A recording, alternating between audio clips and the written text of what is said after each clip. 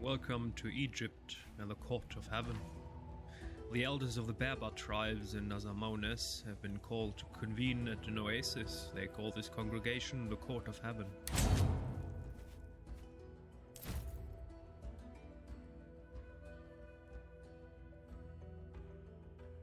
I believe this is Libyan tribe, but I'm not sure.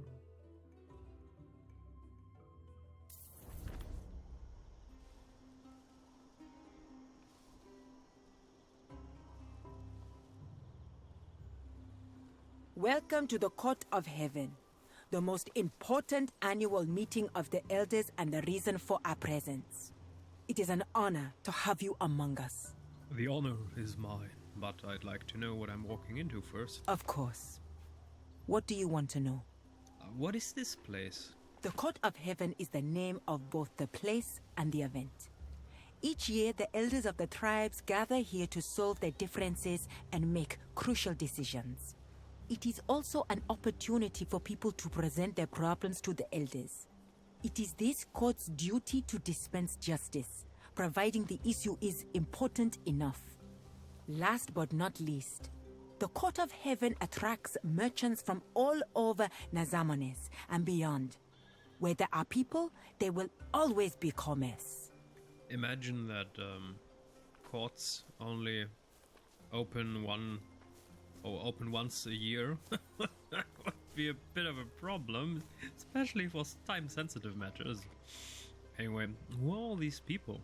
Merchants and mercenaries, the rich and the poor.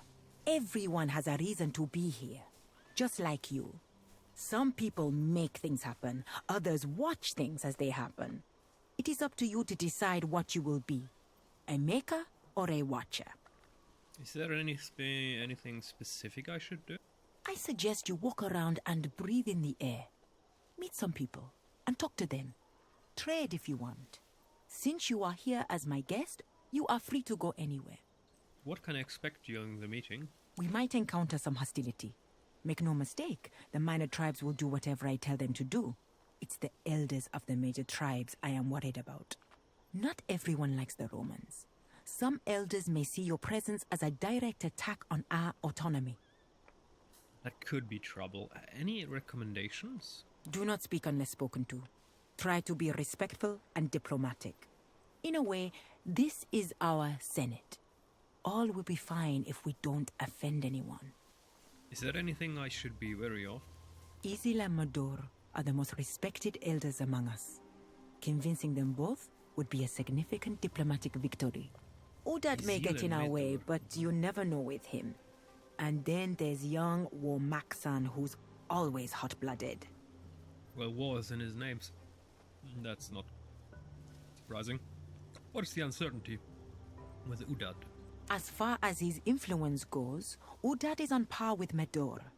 Except he is more of a traditionalist. He prays to his ancestors 2 times a day, dawn and dusk, hoping they would answer his questions. Ancestors? We believe our dead ancestors watch over us. That's why we pray to them. Will this war Moxon give me trouble? A young man trying to impress his elders? Always a dangerous thing. He is renowned for his prowess in combat, but his diplomatic ability leaves much to be desired. A man after my own heart. Well, we'll find a way to convince them, for sure. I believe we shall.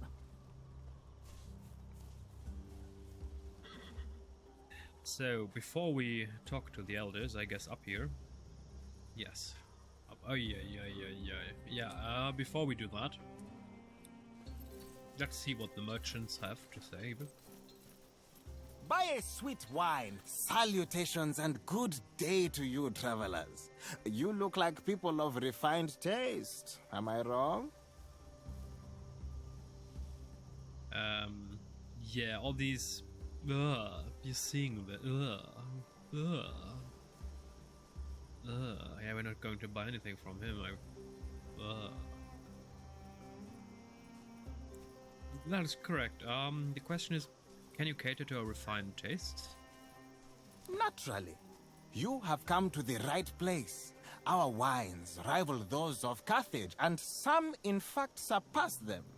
Feel free to browse and tell me if you find something interesting.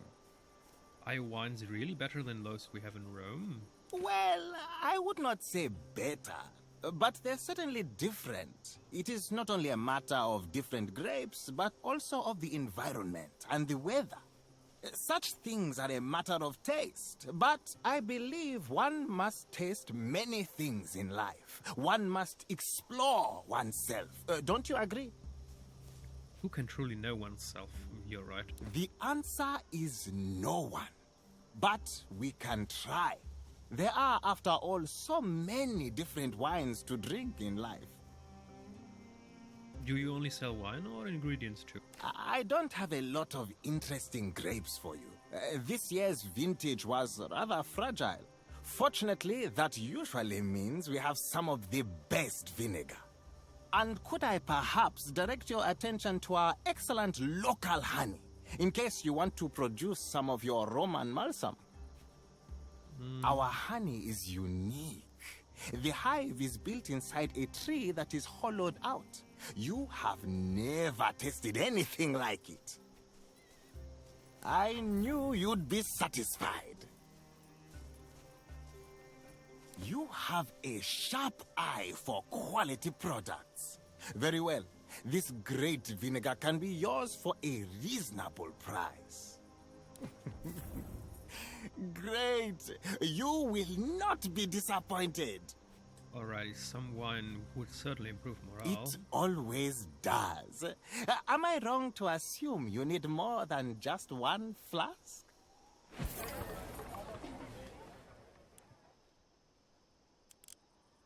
Yeah, let's get one flask.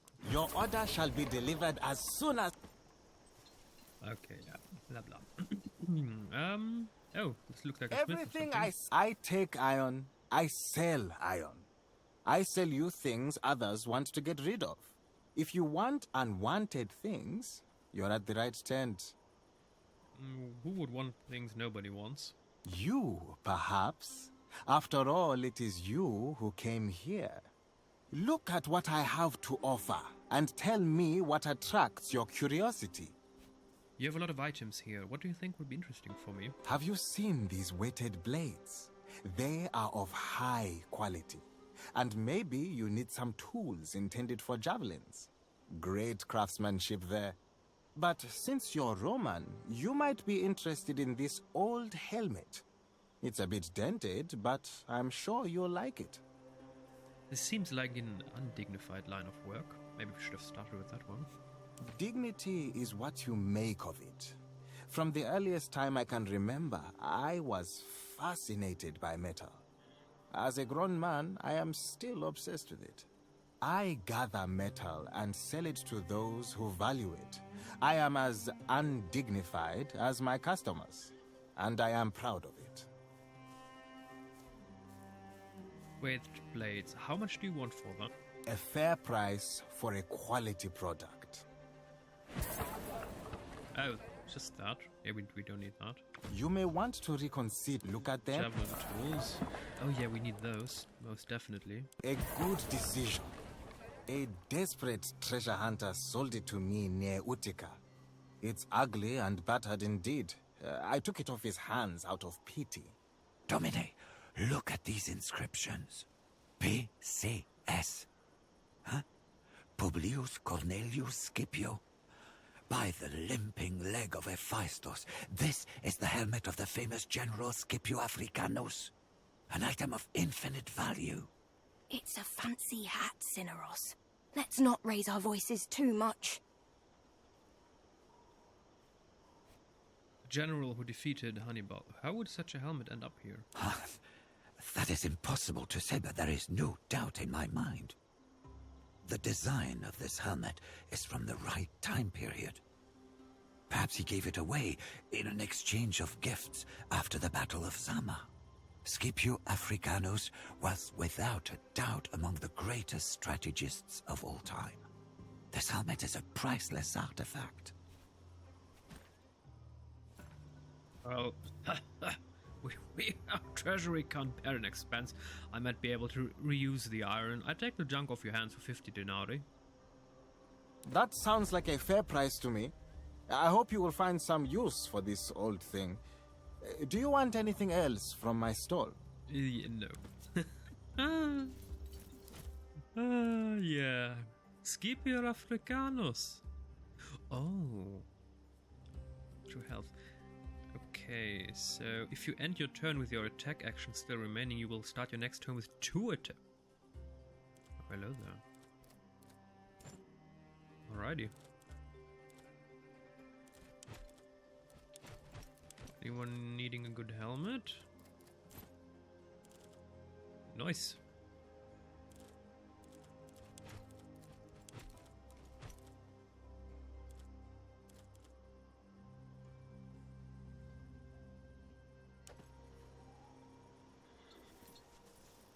So that was worth it. For 50 bucks. This is by far the largest council gathering I have ever attended. I mean, I would have been 200 would have been okay, but 1,000? Nah. Half price on carpets and the famous Roman everyone's been talking about. Welcome to the only store you will ever want to visit at the court of heaven. My store, though humble by your standards, is at your service. What can I buy here? I sell a wide variety of food and medicinal plants, and I'm willing to buy such things as well, should you have more than you need. Tell me, what do you desire? Well, that's such an open-ended question. I mean within the boundaries of what I can provide you with at this stall, of course. I can't grant you immortality yet. And I know what you're thinking, but trust me, you don't want to go there. My husband is a jealous man.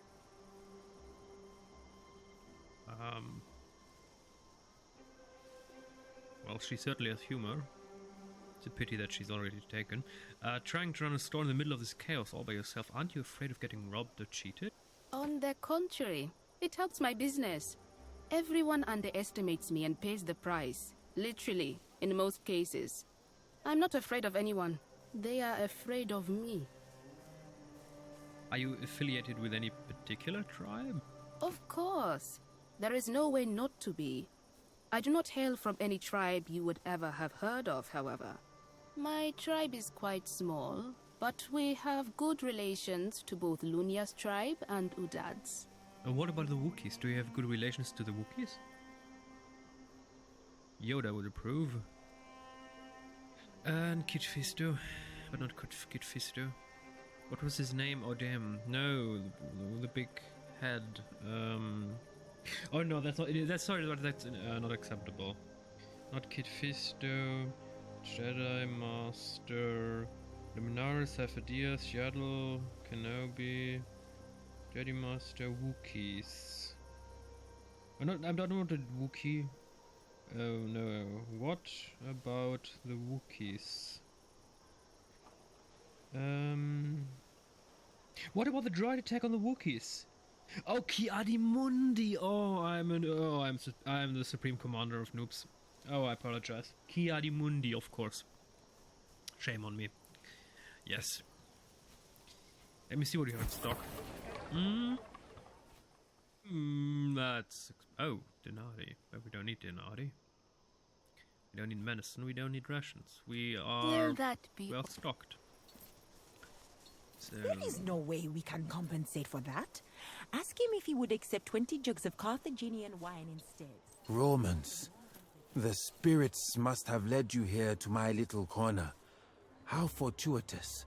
I need a little bit of your time and your guidance. Would you be willing to extend your helping hand? You need my guidance, but I'm a foreigner in this land. That is precisely why I need you. The guidance I seek is for lands beyond this one. You are a warrior, are you not? If death is what you deal, it must stand to reason that you'd know death and the lands of the dead. My name is Axil. I am what you might call a philosopher in your language. Though to my own people, I am a shaman. My life's work is to study and explore the many lands beyond death, and how they vary from culture to culture. Who would be interested in reading about what other cultures experience after death? Surely everyone wants to know what awaits themselves. Well, that is one of the questions I am trying to explore.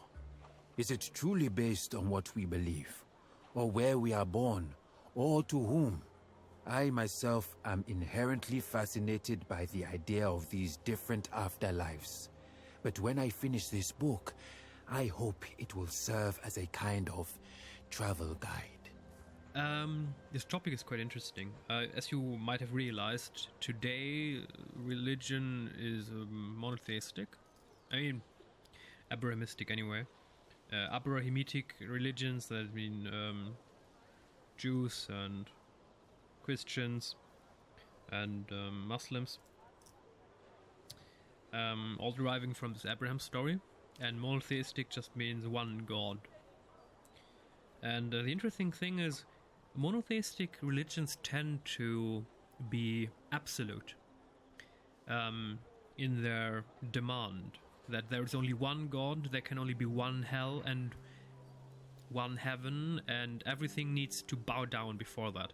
And back in the days, people believed that there were different kind of gods. And the Romans, as the story goes, they didn't believe that everyone would bow to Jupiter and to Ares and whatever. No. That each portion of the world had their own gods and their own afterlife, and they didn't have the need to forcefully bring their gods everywhere immediately.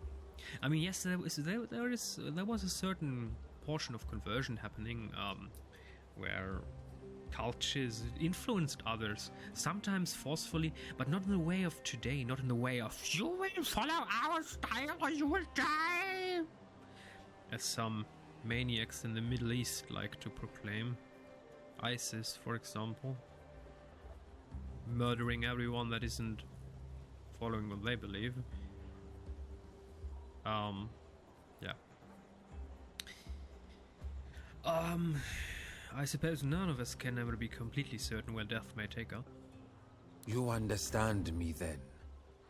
On the matter of transitioning from one life to the next, there can never truly be certainty. Besides, as scholars, we must seek the truth for no other reason than to enlighten ourselves. I'm not exactly sure why you need my help specifically. I have collected much knowledge of our own afterlife, but I have never had the opportunity to learn what awaits Romans after death. Do you want to ask about something specifically Roman? Precisely. I have interviewed several scholars on the subject of the afterlife, but those were all of Africa. It is my theory that one's afterlife depends on the gods one believes in. I simply want to know about what kind of afterlife Roman gods provide. I can tell you some stories. I'll need more than that. I'll need detailed descriptions. Very well. Tell me what I have to do. First, walk me through the typical journey of the deceased according to your culture. Imagine you are dead. What happens then? Your soul is separated from your body and travels to this, our underworld. On its own? Interesting. We have to find our own way to the Duat. But they say the path is different for each person. You have to pay Chiron or Charon. So, yeah, not Chiron, Charon. So he can ferry you across the river Acheron. A river? Now that sounds pleasant. But do you carry your own money to the underworld? You do not. For this reason, it is good to bury the dead with a coin in their mouth. Of course.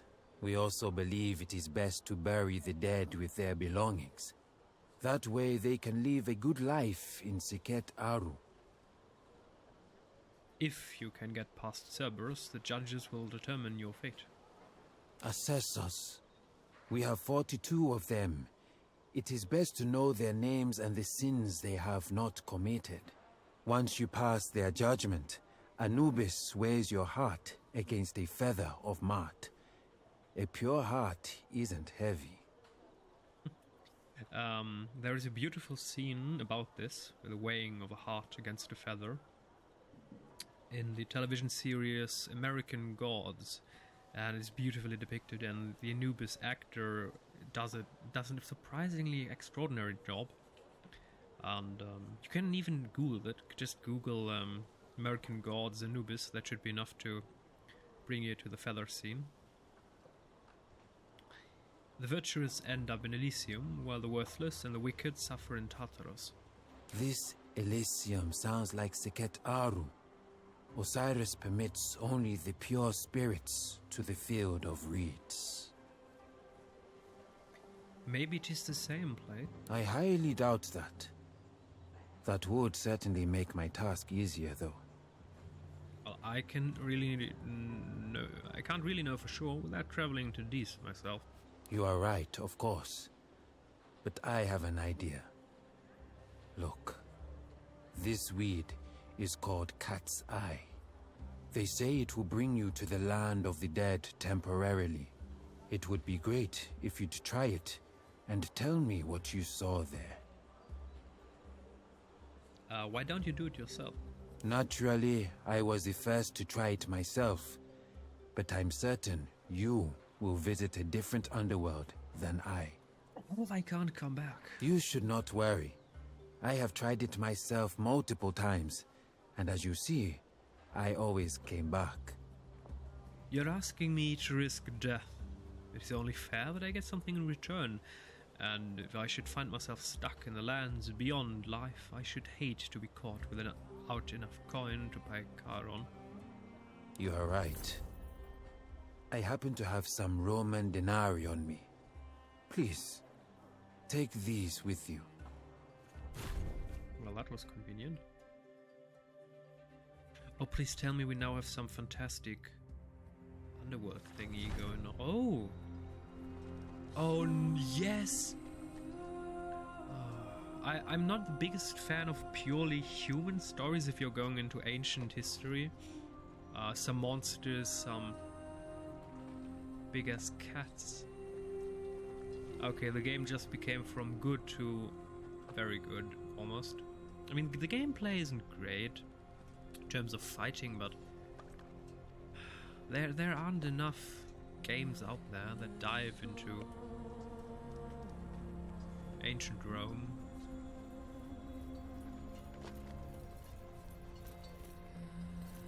Salwe.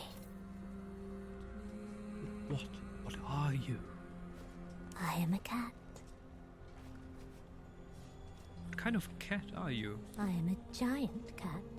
Again, something you can deduce based on observation alone.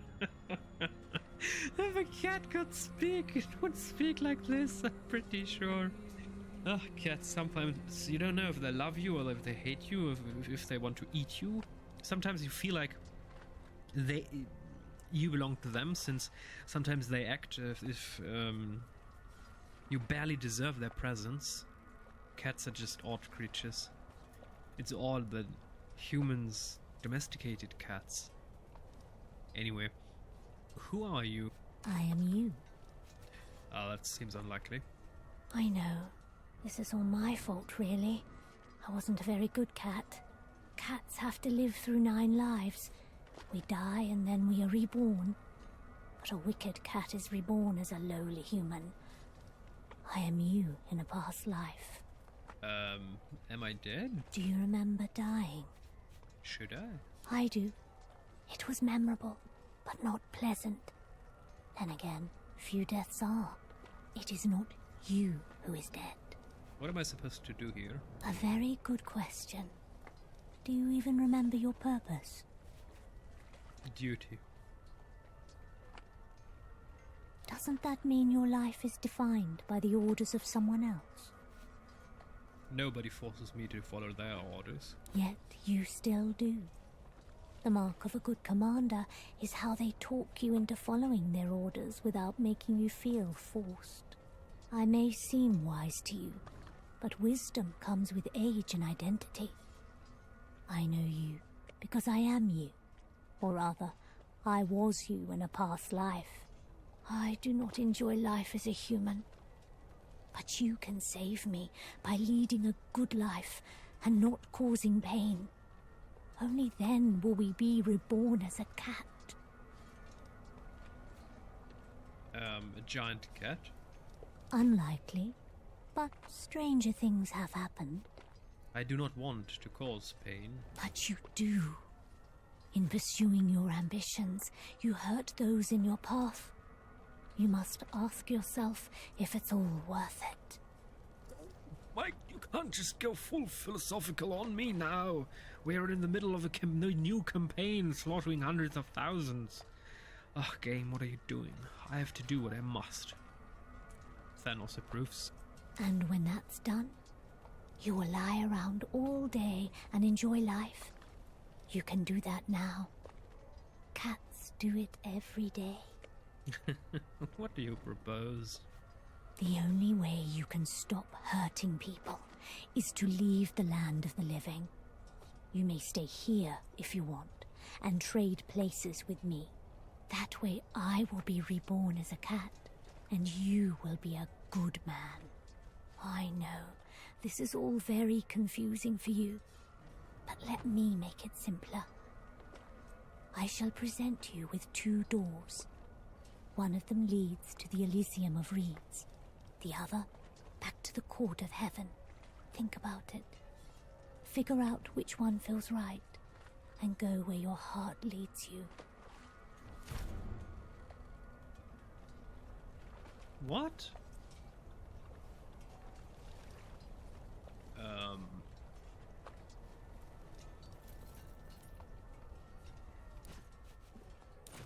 I mean, if we go through Elysium, have a cool cutscene, then the game ends, it would be perfect.